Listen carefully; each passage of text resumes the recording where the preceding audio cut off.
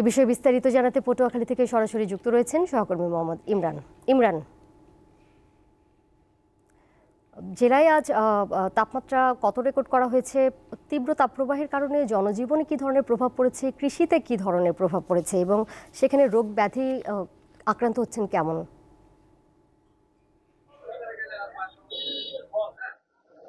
দোলা, পটুয়াখালীতে কিন্তু প্রতিনিয়ত তাপমাত্রা ওঠানামা করছে।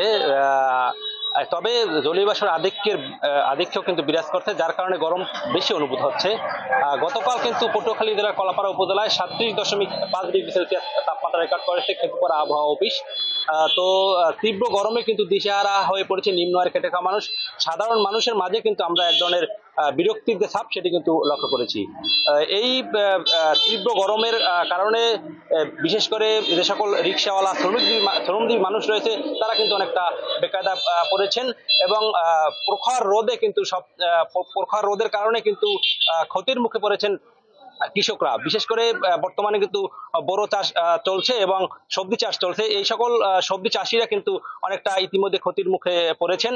আরেকটি বিষয় আপনাকে জানিয়ে রাখি যে এই গরমের কারণে জেলার হাসপাতালগুলোতে কিন্তু ডায়রিয়া এবং নিউমোনিয়া আক্রান্ত রোগীর সংখ্যা প্রতিনিয়ত বাড়ছে।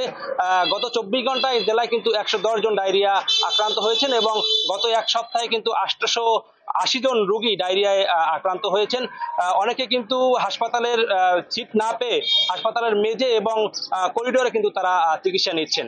আরেকটি বিষয় আপনাকে জানিয়ে রাখি, এই বৃষ্টি কামনায় কিন্তু আজ পটুয়াখালীর 2 উপজেলায় অর্থাৎ কলাপাড়া উপজেলার কুয়াকাটা যে বঙ্গবন্ধু মাধ্যমিক বিদ্যালয় রয়েছে সেই মাধ্যমিক বিদ্যালয় মাঠে এবং রাঙ্গামালী উপজেলার বাহেরচর মাঠে কিন্তু ইস্তেসকার নামাজ অনুষ্ঠিত হয়েছে।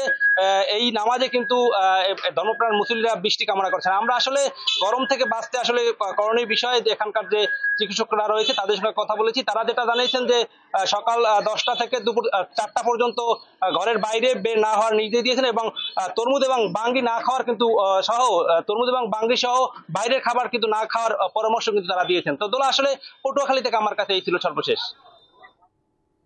আমাদের সাথে যুক্ত ছিলেন সহকর্মী মোহাম্মদ ইমরান।